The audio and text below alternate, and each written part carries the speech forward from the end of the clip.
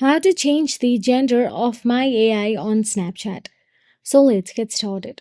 First of all, open the Snapchat app on your mobile device and make sure that you are logged into your Snapchat account. Now, once inside the Snapchat app, tap on the chats icon available at the bottom left corner of your screen and navigate to your chat section.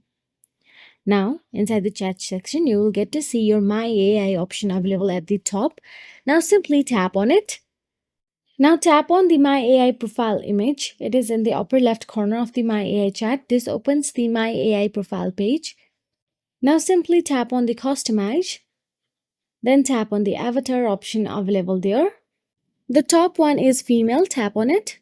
Now all you have to do is simply look for the hair and makeup option available there and simply choose one according to your preferences and change it to the female. Start by the hair, then put on some makeup, then the clothes, and your final look will look like this. So that is it. If you found this video helpful, please like, share, and subscribe. And thank you so much for watching.